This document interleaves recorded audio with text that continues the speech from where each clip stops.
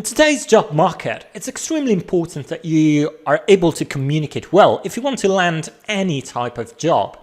An important aspect of communicating well is that of formulating effective questions.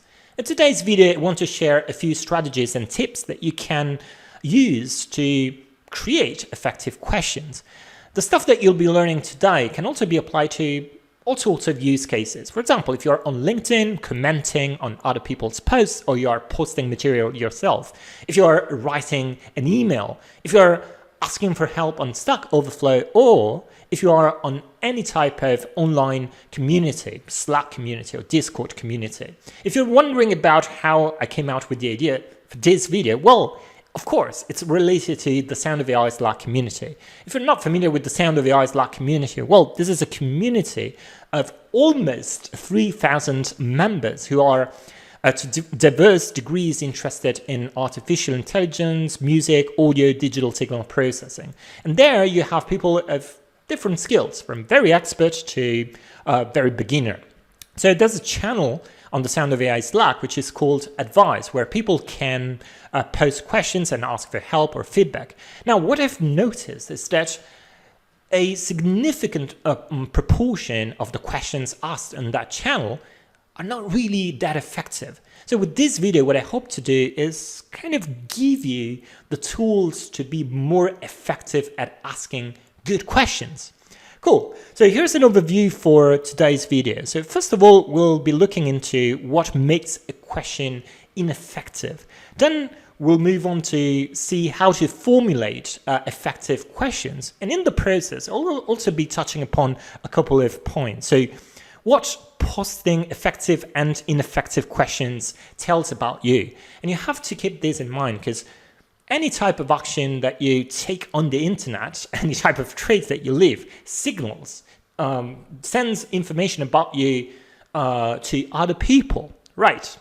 Okay, but the first question that we should ask, and probably it's the most important one, is why should we care about asking effective questions? Well, there are a couple of reasons that I've identified. The first of which is that if you ask an effective question, then you are inherently maximizing the likelihood of getting an answer. So let me explain why this is the case. Well, as of today, I think that every day, more or less, I get from 10 to 20 questions from people. And here, I'm not talking about questions on the Advice channel, on the Sound of AI Slack, but rather I'm talking about questions of people who contact me via my personal LinkedIn or via email or other contacts, right? And so the problem is that these are a lot of questions, and I can't really take the time, unfortunately, to answer to all of those questions. So what I usually do is I just skim through the questions that are the most effective, that give me more details and more information to be answered. So in other words, the basic point here is that people are very busy. So it's very difficult to answer to all the possible questions that you receive. If you are an expert, for example, in a certain field. And so you're going to just filter out questions. So if you want to increase the likelihood of getting an answer, then you should write a very effective question. That's the kind of bottom line point. Okay, and then if you write an effective question, then most likely you're going to get better quality answers. And this is the case because people who answer the question will have all the information they need to provide you with the best possible answer. Okay, so now that we know why it is important to ask effective questions, let's take a look at the things that define an ineffective question. Okay, and here I have a list, and you can think of this list as a list of don'ts, of things that you should avoid doing. Okay, so on the Sound of AI Slack channel, I see a lot of this type of questions. I call them, is there somebody who knows X? Okay, so now let me give you an example of this. So here it goes. Is there someone in the community familiar with speech emotion recognition? Now, The problem with this question really is that it's not asking anything really. It's just asking for expertise. But if you are on the right community, for example, for speech and motion recognition, if you are in a community like the Sound of AI Slack, well, there's a high likelihood that there's someone who's experienced in speech and motion recognition. So rather than asking if there's someone familiar with a certain topic, just go straight and ask the question, ask the problem that you have, just like report that problem and ask for help on that problem. The issue with this type of questions is that they just like add noise, for example, in the advice channel in the Sound of AI Slack, right? So now one thing that I want to say here is that when I'll be like reporting all of this type of like questions that I think are quite ineffective, I'm not like blaming anyone really. So all I want to do is just like let you see why like these questions are ineffective and see how you can improve on those. So there's going to be like a higher chance that you're going to get like a good answer back. And overall, the quality of the questions asked in the community and the discussion in the community is also gonna like go up. Okay, so this is one type of question that I think is quite ineffective. So let's move on to another type. So this type is the so-called generic questions. So here's an example. What's the best audio feature to use for audio classification? Well, the problem with this question is that it is really impossible to answer this question because it's too generic. Let me explain what I mean by too generic. Well, first of all, we don't have such a thing as best audio feature. That really depends on the type of problem that you are tackling. And the issue here is that the question is so generic that it really doesn't have any detail that I can use to give you a proper answer. So in other words, I can't answer this type of questions because they are too generic, not enough detail, not enough information. Okay, let's move on to another type of ineffective question. And this is a question that has a scope which is too large. Here goes an example. How can I build a music recommender system? Well, the problem with this question indeed is that the scope of it is too large. Usually, on an online community like the Sound of AI Slack, you would expect for an answer to be anywhere from 1 to 3 paragraphs, perhaps 4, but not more than that. Now, the problem really here is that I can't really tell you how to build a music recommender system in 4 paragraphs. There are books, whole books, which focus on how to build music recommender systems. So the scope of this question is too large and it's impractical to answer it. A better version of this question would have been something on the line of, can you tell me which resources or which books I should read to understand how to build a music recommender system? Okay, so let's move on to another type of ineffective question. So these are those questions that are literally a Google search away. Here's an example. How do I perform prediction with a TensorFlow model? I'm quite sure you guys are quite familiar with TensorFlow, which is a deep learning library. And as such, TensorFlow has facilities to perform inference and predictions. The great thing about TensorFlow is that it is very well documented. In other words, rather than asking this type of question, which is like, in a sense, quite trivial, so you can just go Google it and try to find the answer yourself. Now, the great thing about that is, I would say it's twofold. First, the search in and of itself will like improve your capability of like finding like solutions to your problems, but also it will allow you like to understand, to have like a better understanding of the context and the domain that you're asking about, so that you can perhaps come out with a question that's kind of like deeper. My advice in this case would be, if you have like a very simple question, just go Google it. Of course, if you don't find an answer, then by all means go and ask it on a community or somewhere else. But first thing, just Google it. Google is your best friend. Okay, so let's move on to another type of ineffective question. So this type of ineffective question assumes that others already know you, your journey, what you are trying to tackle, the context of your problems, and all of that, right? Here's an example. I finally solved the problem with my model and now it works quite well, but I'd like to improve it. What audio augmentation techniques should I apply on my audio dataset for improving my model? Okay, so let me break down like this question into like different parts. So I see a first issue in the initial sentence. So I finally solved the problem with my model. Right. Now, if this is the first time I read about something you posted, I personally have no idea what your problem was. And perhaps it's important for me to know what that problem was in order to tell you how to improve your model, right?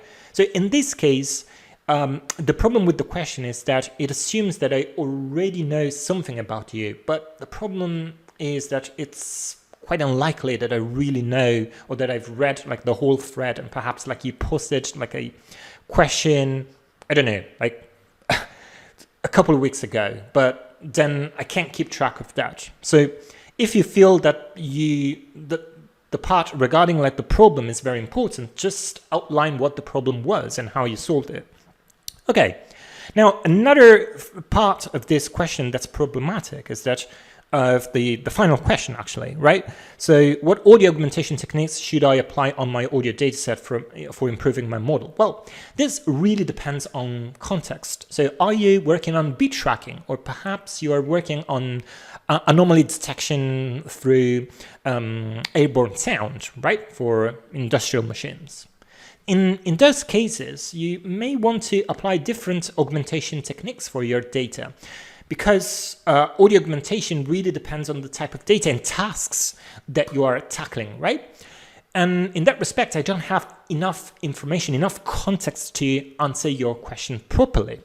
Okay, so now let's move on to another type of issue that we may have when we ask questions. Well, in this case, it's not really the question itself that's ineffective, it's the overall behavior which is quite ineffective. So it goes like this. So a person asks a question, then he or she receives some feedback, and then there's no reply, no follow-up. That person who asked the question in the first place doesn't follow up on the feedback, on the answer. And here I'm not just talking about saying a thank you, which is always great and it's really polite, and you should definitely do it.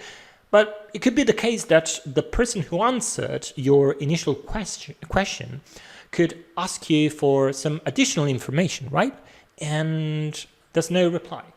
So this happened to me numerous times in the Sound of AI Slack community. So someone posts a question, then I ask for more detail to answer that question, and I don't receive any reply to that. Well, once again, I don't want to blame people for their behaviors, but rather I want to like try to give you like a way like of improving how you behave and how you ask for questions, because well, that is going to also be beneficial for you, because you're going to get like more answers and better quality answers. Okay, now let me move on to the final point that I think it's a little bit problematic when asking questions. And this is that sometimes like people are a little bit too pushy or insistent. Let me give you an example here. So for example, on the Sound of AI Slack, there are many different channels, right? And there's one that's called advice, which the whole purpose of it is to ask for advice. But then sometimes there are members who post the same question on different channels, and that it's very insistent. And I understand that it is done because you want, or like that person wants an answer, but that is not good because it's just like pushy and it goes like against the rules of the community. Another example of being insistent is when you always repeat the same question. So for example, you post the question, you don't receive an answer, and then you repost that question time and again. Well, that is really being pushy. And the reason why you may not be getting an answer is because perhaps the answer isn't really effective. It's very ineffective for a number of different reasons. You may not be providing enough information, or the question really is too large, broad in scope. Or it may be that just that people don't know and people are not familiar with that question or that specific topic. So yeah, being insistent is not a good idea. As I was mentioning at the beginning of this video, every time you take an action on an online community or on the internet, social media for that matter, you are sending kind of like hidden signals to like the other people who are like reading you, right? Or who are like watching your videos or whatever that may be. So what I want to say is that by writing ineffective questions, you are sending certain signals, and these are the signals that like people may receive. So if you post ineffective questions, well, people may think that you are behaving in a not proactive way because perhaps you didn't take the time to do enough research and asked a quite trivial question, right? Or at the same time, people may think that you didn't take the time to express your problems and pack them into an effective question, and they may think that you lack communication skills, that you're not demonstrating that you're capable of communicating your ideas effectively. And finally, I think like if you are like very insistent and if you don't follow the rules of a community, people may think that you are a prima donna, right? That you think that you are at the center of the community and that the community and all the other members just like revolve around you. There's a simple formula that will help you avoid many of the pitfalls that we sow with ineffective questions. And here it goes. If you ask for time, do invest time yourself. What does this mean? Well, of course, if you're posting a question, you're asking people to take a little fraction of their time and invest that to answer your question. So you're asking for people's time. But if you are doing so, take time yourself to write a very effective question. In other words, what you want to do is take the time to write a question with all the details and information that's going to lower the amount of time that the people who are going to answer your question are going to need to invest themselves, right? And if you do that, what you'll see is that you're going to get way more answers because people will need to invest way less of their time to give you an answer. Okay, but of course, this is just like a high-level heuristic. So how do we implement this in a kind of practical setting? In other words, what are like the do's that we want to do, or that we want to apply to get and to create effective questions? So first thing, take time to research and try to solve the problem. Of course, this goes in the line, hand in hand with the idea of investing your time to come up with an effective question. So before you ask the question, always take a little bit of time to do some research. So this could be as simple as doing a Google search or to try out a few different techniques to solve the problem that you may have. And by doing so, the great thing is that you're going to be able to understand the problem way better. You're going to have like a better understanding of the problem and what works and what doesn't work. And so you'll know also what question to ask to get the best answer possible that hopefully is going to solve your problem. Then another important point is to formulate a specific question with a manageable scope. So here you want to be as specific as possible, provide all the information that's necessary for people to answer you, but also don't try to ask a question that's too large in scope because it's not really feasible. You're not going to get an answer there. Rather, focus on a subtopic or perhaps a subtopic that it's manageable and that people can answer you with relatively ease. Okay, then third point, describe the problem you are facing plus the context. So this is very important. Please do describe like the problem that you're encountering and all the context around it. So what's the data set that you're using? What is the type of task that you're trying to tackle? What are like the problems that you're facing? And then in line with that, report what you tried to overcome your problem. And of course, this point loops back to the first point, which is take time to do research and try to solve the problem. So just give a brief overview of what you tried out and what worked and what didn't work, and try to like also like report the different error messages if this is like code related, for example. And again, if you're talking about implementation or a code a snippet or something like that, please do report that code snippet, because that is going to inform the person or the people who are going to answer your question, hopefully. But of course, when you report the code snippet, don't just like paste 500 lines of code, but rather the code which you think is problematic. Then something like on a higher level, some like strategy on the higher level, study and follow community rules. So this is very important, because you really want to be part of the community and follow the rules. So for example, if there's a channel on a Slack community which is dedicated to asking questions, do ask questions in that channel, don't ask questions elsewhere. Then, of course, try to be always polite and remember that, of course, you're not due an answer, right? So people are taking their time to answer you. So try to be as polite as possible when you interact with them. And finally, try to be as brief and to the point as possible. I know this sounds a little bit in contrast with what I said earlier, because of course there's a trade-off there between being very detailed and at the same time being brief and to the point. But this is the whole art of creating effective questions. It takes time and it takes a lot of effort to finding that balance out. And as I said, this is an art. You need to train it, and as you need to train any other skill that you can practice in real life.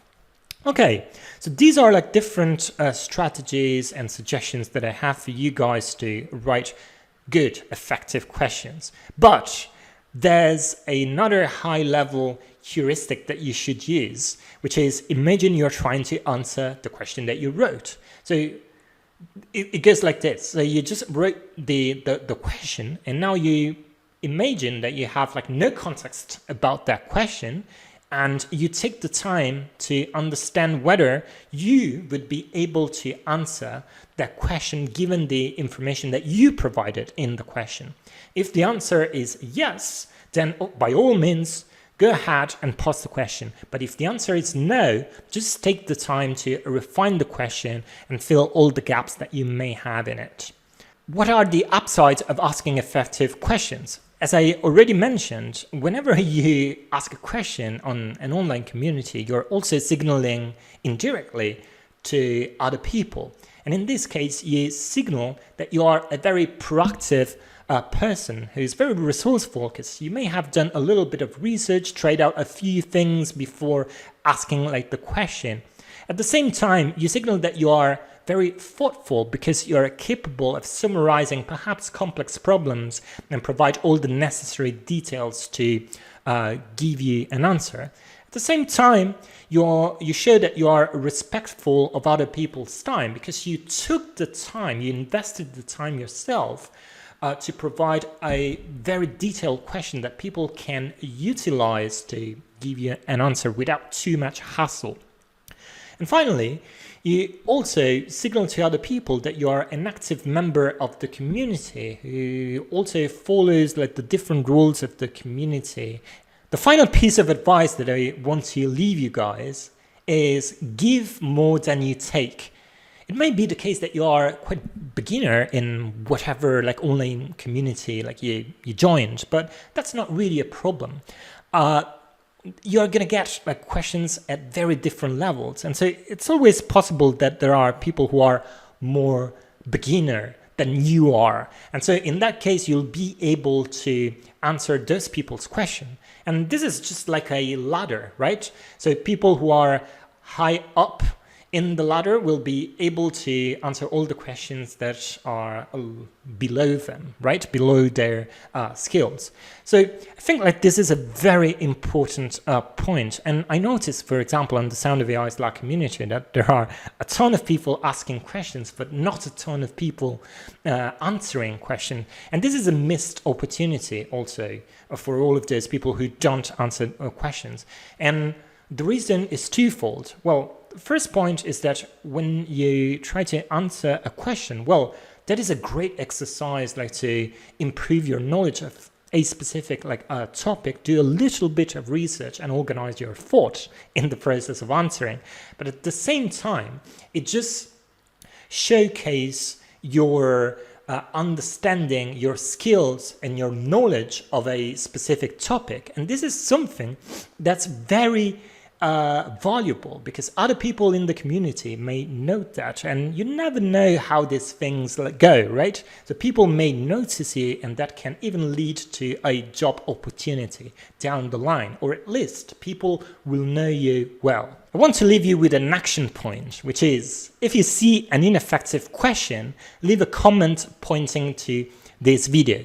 Of course, try to do this if you see an ineffective question on the Sound of AI Slack community, but also you can do this if you see an ineffective question in other contexts, for example, on LinkedIn or on Facebook. The advantage of pointing to this video is that the person who wrote the question in the first place can actually understand how to write better question, and indirectly this will also kind of increase the quality of the discussion and the questions that are asked in a certain community. But of course, when you do so, don't blame the person. So what you want to do is just like help the person improve the way he or she posts questions. There's no blaming that goes with it. It's just a matter of helping other people improving the way they ask questions. That's really it for today. I hope you found this video useful. I talked very much about the Sound of AI Slack community, and if you want to join it, just like check the description box below. You have the sign up link to just be part of this amazing community. So I'll see you next time. Take care.